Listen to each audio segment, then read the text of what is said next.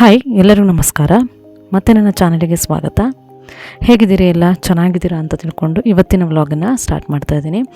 ಇವತ್ತಿನ ವ್ಲಾಗ್ ಬಂದುಬಿಟ್ಟು ನನ್ನ ನಾದಿನಿಯ ಮಗಳ ಮದುವೆಗೆ ಹೋಗ್ತಾ ಇರೋವಂಥದ್ದು.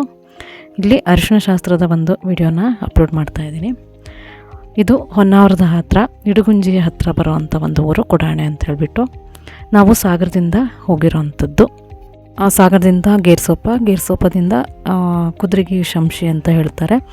ಸೊ ಅಲ್ಲಿ ಬಂದುಬಿಟ್ಟು ಒಂದು ಹ್ಯಾಂಗಿಂಗ್ ಬ್ರಿಡ್ಜ್ ಇದೆ, ಆ ಬ್ರಿಡ್ಜು ಇದು. ಸೊ ಅಲ್ಲಿಗೆ ನಾವು ಬಂದುಬಿಟ್ಟು ಅಲ್ಲಿಂದ ನಾವು ಕೊಡಾಣೆ ಅನ್ನೋ ಊರಿಗೆ ಹೋಗುವಂಥದ್ದು. ಸ್ವಲ್ಪ ಹತ್ತಿರ ಆಗುತ್ತೆ, ಇಲ್ಲಿಂದ ಹತ್ತಿರ 7-8 ಕಿಲೋಮೀಟ್ರ್ ಆಗುತ್ತೆ ಅಂತ ಅಂದ್ಕೊಳ್ತಾ ಇದ್ದೀನಿ. ಈ ಸೇತುವೆ ಬಂದುಬಿಟ್ಟು ತುಂಬಾ ಚೆನ್ನಾಗಿದೆ ನೋಡೋದಕ್ಕೆ. ಪ್ರೀ ವೆಡ್ಡಿಂಗ್ ಫೋಟೋಶೂಟ್ಗಳು ಕೂಡ ನಡೆಯುತ್ತೆ ಇಲ್ಲಿ. ಹಾಗೆ ಟೂರಿಸ್ಟ್ ಕೂಡ ಇಲ್ಲಿ ಬಂದು ಹೋಗ್ತಾರೆ. ನೀವು ಒಂದು ವೇಳೆ ಹೊನ್ನಾವರ ಹೋಗೋ ಹಾಗಿದ್ರೆ ಇಲ್ಲಿ ವಿಸಿಟ್ ಮಾಡಿ, ತುಂಬಾ ಚೆನ್ನಾಗಿದೆ ವ್ಯೂ.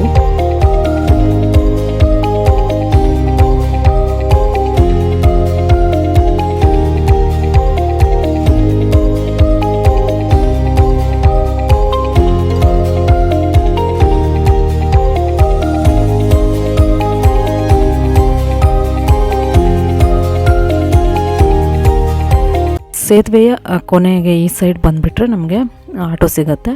ಸೊ ಆಟೋದಿಂದ ನಾವು ಈಗ ಹೋಗ್ತಾ ಇದ್ದೀವಿ. ತುಂಬಾ ಚೆನ್ನಾಗಿದೆ ನೋಡೋದಕ್ಕೆ. ಅಂದರೆ ಹಸಿರಾಗಿ ಇರೋವಂಥ ಒಂದು ಪ್ರಕೃತಿ, ತುಂಬಾ ಒಂದು ಕಾಮ್ ಆಗಿರೋವಂಥ ಒಂದು ಏರಿಯಾ. ಖುಷಿಯಾಗುತ್ತೆ. ನಾವು ಆಟೋದಲ್ಲಿ ಅಲ್ಲಿ ಹೋಗ್ತಾ ಇದ್ದೀವಿ. ಸೊ ಈಗ ರೀಚ್ ಆದ್ವಿ ಈಗ ಇಲ್ಲಿ ಊರಿಗೆ. ಸೊ ಅಲ್ಲೇ ಒಬ್ಬರು ಯಾರೋ ಕೇಳ್ತಿದ್ರು, ಎಲ್ಲಿಗೆ ಬಂದಿದ್ದೀರಾ ನೀವು ಅಂತ ಹೇಳ್ಬಿಟ್ಟು. ಇಲ್ಲ, ಹೀಗೆ ಮದುವೆ ಮನೆಗೆ ಅಂತ ಹೇಳ್ತಿದ್ದೆ. ಫ್ಲೆಕ್ಸಿ ಕೂಡ ಹಾಕಿದ್ರು. ಸೊ ಗೊತ್ತಾಗತ್ತೆ ಅಲ್ವಾ ಎಲ್ಲರಿಗೂ ಅಂತ ಹೇಳಿಬಿಟ್ಟು. ಸೊ ಫೈನಲಿ ಬಂದು ರೀಚ್ ಆಗಿದ್ದೀವಿ. ಈಗ ಮನೆ ಹತ್ರ ಹೋಗ್ತಾ ಇದ್ದೀವಿ. ರೋಡಿಂದ ಸ್ವಲ್ಪ ಕೆಳಗಡೆ ಡೌನಲ್ಲಿ ಅವ್ರದ್ದು ಮನೆ ಬರುತ್ತೆ. ಸೊ ನೋಡೋದಕ್ಕೆ ಖುಷಿ ಆಗ್ತಾಯಿದೆ, ಹಸಿರಾಗಿರೋವಂಥ ಒಂದು ವಾತಾವರಣ. ನಾವೆಲ್ಲರೂ ಅಲ್ಲಿಗೆ ಹೋಗ್ತಾ ಇದ್ದೀವಿ ಈಗ.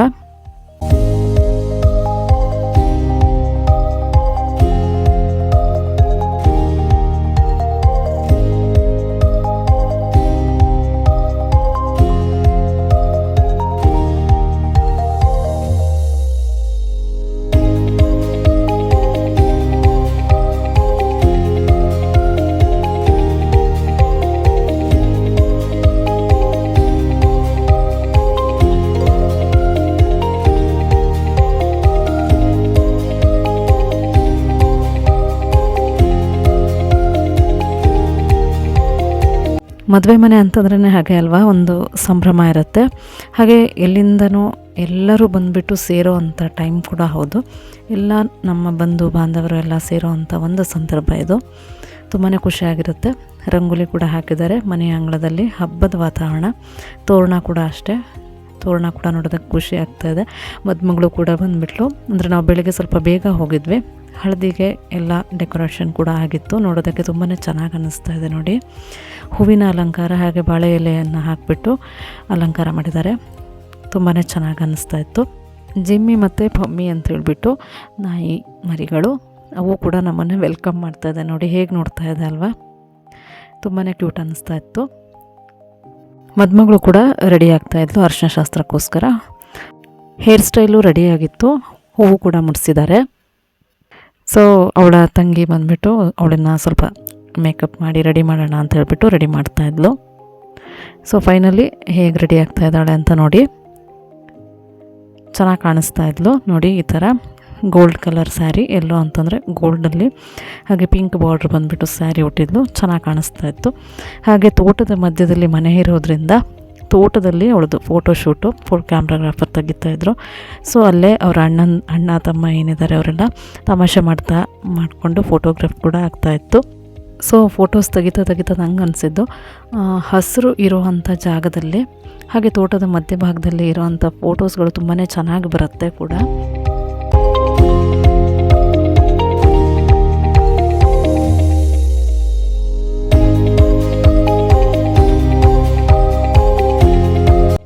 ಸೊ ಇಲ್ಲಿ ಎಲ್ಲ ಫೋಟೋಸ್ಗಳು ವಿಡಿಯೋ ಎಲ್ಲನೂ ತೆಗೆದು ಆಯಿತು. ತೆಗೆದ ನಂತರ ನಾವು ಸೀದಾ ಮತ್ತೆ ಎಲ್ಲ ಶಾಸ್ತ್ರಗಳು ಕೂಡ ನಡೀತಾ ಇರುತ್ತಲ್ವ. ಸೊ ಅಲ್ಲಿಗೆ ಹೋದ್ವಿ. ನಮ್ಮ ಅತ್ತೆಯವರು ಕೂಡ ಇದ್ದರು ಅಲ್ಲಿ. ಸೊ ಏನೋ ಮಾತಾಡ್ತಾ ಇದ್ದಾರೆ.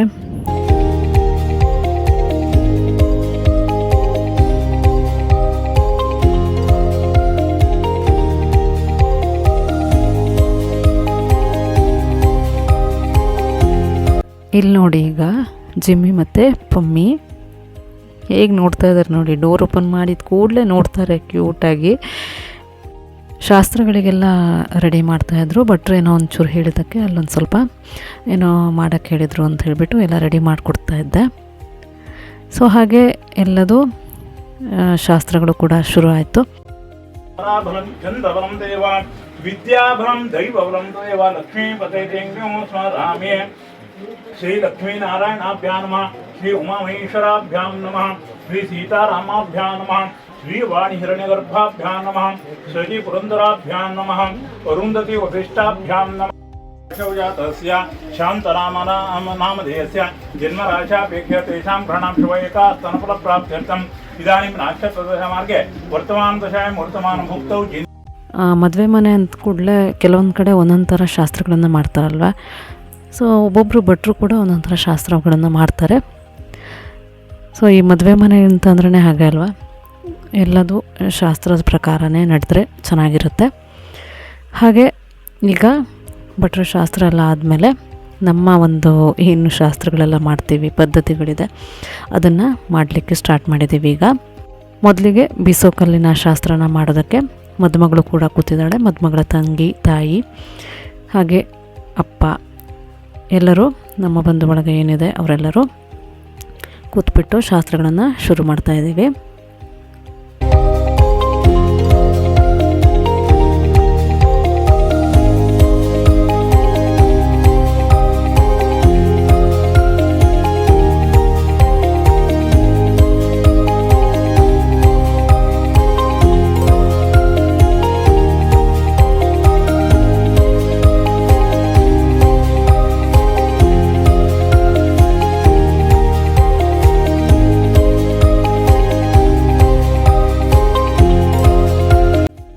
ಈ ಬೀಸೋಕಲ್ನಲ್ಲಿ ಉದ್ದಿನ ಬೇಳೆನ ಹಾಕಿಬಿಟ್ಟು ಬೀಸಿಬಿಟ್ಟು ಪುಡಿ ಮಾಡಿ ಇಟ್ಬಿಟ್ಟು ಆಮೇಲೆ ಅಕ್ಕಿನ ಕೂಡ ಪುಡಿ ಮಾಡಿಬಿಟ್ಟು ಇಡ್ಲಿ ಮಾಡೋದು ತಿಂಡಿಗೆ ಅಂತ ಹೇಳ್ಬಿಟ್ಟು ತಮಾಷೆ ಮಾಡಿ ಮಾಡೋ ಅಂಥ ಪದ್ಧತಿ ಇತ್ತು. ಈಗ ಬಂದುಬಿಟ್ಟು ನೆಕ್ಸ್ಟ್ ಬಂದುಬಿಟ್ಟು ಒನಕೆಯ ಶಾಸ್ತ್ರ.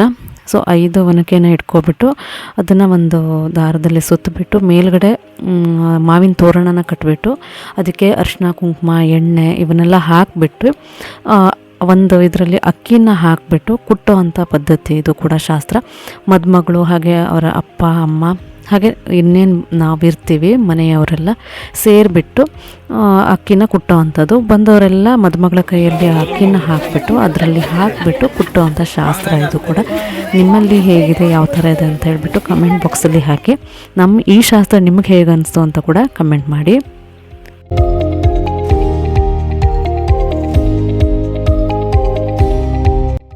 ಈ ಶಾಸ್ತ್ರ ಆದ ಕೂಡಲೇ ಮತ್ತೊಂದು ಶಾಸ್ತ್ರ ಮಾಡ್ತಾರೆ.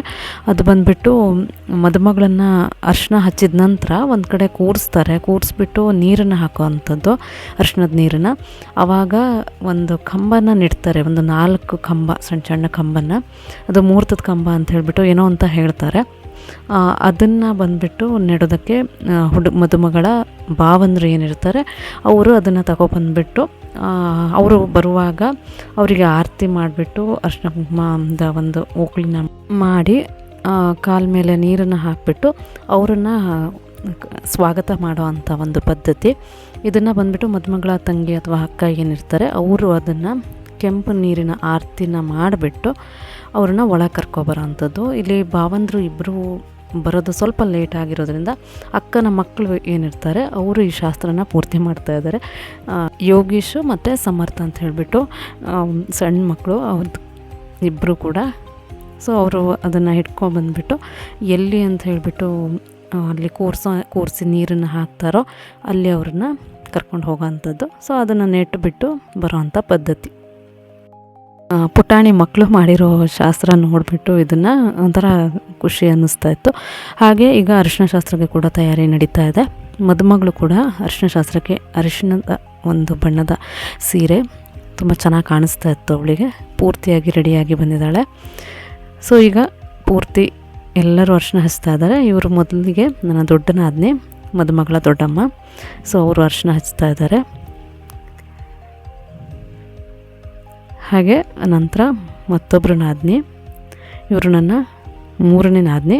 ಇವರು ಬಂದುಬಿಟ್ಟು ಮದುಮಗಳು ಬಂದುಬಿಟ್ಟು ಎರಡನೇ ನಾದಿನಿಯ ಮಗಳು. ನನಗೆ ಒಟ್ಟು 4 ಜನ ನಾದಿನಿಯರು.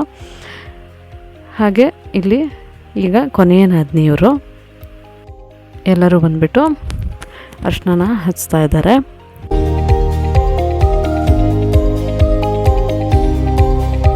ಇಲ್ಲಿ ನಮ್ಮ ಮನೆಯವರು ಕೂಡ ಅರಿಶಿನ ಹಚ್ತಾ ಇದ್ದಾರೆ.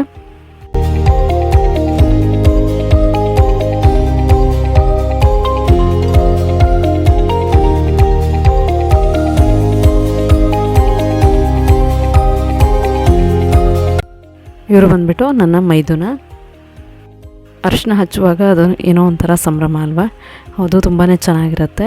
ಎಲ್ಲರೂ ಸೇರಿಬಿಟ್ಟು ಮದುಮಗಳಿಗೆ ಅರಿಶಿನ ಹಚ್ಚೋ ಅಂಥದ್ದು. ಹಾಗೆ ನಾವು ಒಂದಿಷ್ಟು ಫೋಟೋಸ್ಗಳನ್ನು ಕೂಡ ತಗೊಂಡ್ವಿ. ಅಲ್ಲಿ ತುಂಬಾ ಚೆನ್ನಾಗಿತ್ತು. ಹಾಗೆ ಅರಿಶಿನ ಹಚ್ಚಿದ ನಂತರ ನಾನು ಹೇಳಿದ್ನಲ್ಲ, ಈಗಷ್ಟೇ ಒಂದು ಕಂಬನ ನೆಡ್ತಾರೆ ಅಲ್ಲಿ ಅಂತ ಹೇಳಿಬಿಟ್ಟು. ಸೊ ಅಲ್ಲಿ ಹೋಗ್ಬಿಟ್ಟು ಮದುಮಗಳಿಗೆ ನೀರನ್ನು ಹಾಕುವಂಥ ಶಾಸ್ತ್ರ. ನಮ್ಮಲ್ಲಿ ಬಂದುಬಿಟ್ಟು ಸ್ನಾನ ಅಂತ ಹೇಳಿಬಿಟ್ಟು ಲೆಕ್ಕ ಹಾಕ್ತಾರೆ.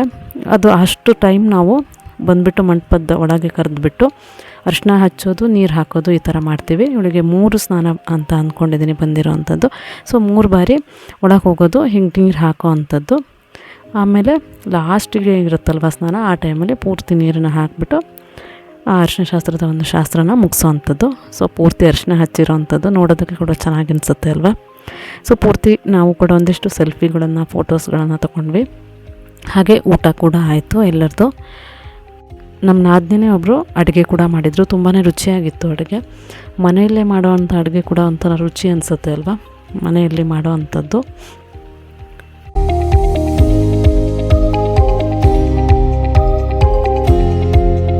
ಎಲ್ಲರೂ ಊಟ ಕೂಡ ಮುಗಿಸಿದ ಮೇಲೆ ನಾವು ಅವತ್ತು ಅಲ್ಲೇ ಒಂದು ಇರೋವಂಥ ತೋಟದ ಹತ್ರ ಒಂದು ನದಿ ಇದೆ. ಸೊ ಅಲ್ಲಿಗೆ ಹೋಗಿದ್ವಿ. ಎಲ್ಲರೂ ಮಾತಾಡ್ತಾ ಅಲ್ಲಿಗೆ ಹೋಗಿದ್ವಿ. ಹಾಗೆ ಒಂದು ಸ್ವಲ್ಪ ತಂಪು ವಾತಾವರಣ ಕೂಡ ಇರೋದ್ರಿಂದ ಅಲ್ಲಿ ಒಂದು ಸ್ವಲ್ಪ ಹೊತ್ತು ಟೈಮ್ ಸ್ಪೆಂಡ್ ಮಾಡಿದ್ವಿ. ಅಲ್ಲಿನ ವ್ಯೂ ನೋಡಿ ಹೇಗೆ ಕಾಣುತ್ತೆ ಅಂತ ಹೇಳಿಬಿಟ್ಟು ತುಂಬಾ ಚೆನ್ನಾಗಿ ಅನ್ನಿಸ್ತಾ ಇತ್ತು.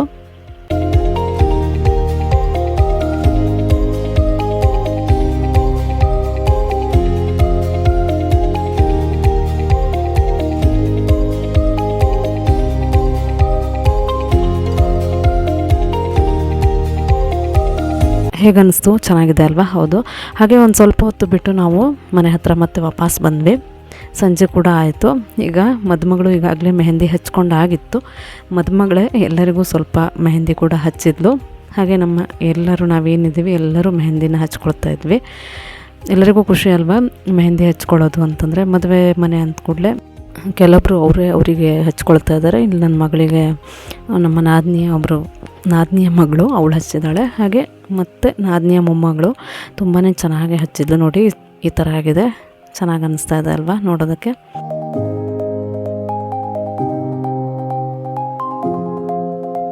ಎಲ್ಲರೂ ಮೆಹಂದಿನ ಹಚ್ಕೊಂಡ್ರು. ಹಾಗೆ ಎಲ್ಲರೂ ಅಲ್ಲಲ್ಲೇ ಒಂದಿಷ್ಟು ಮಾತಾಡ್ತಾ, ಹರಟೆ ಹೊಡಿತಾ, ಹಾಗೆ ಒಂದಿಷ್ಟು ಫೋಟೋಸ್ಗಳನ್ನು ಕೂಡ ತಗೊಳ್ತಾ ಇದ್ದಾರೆ.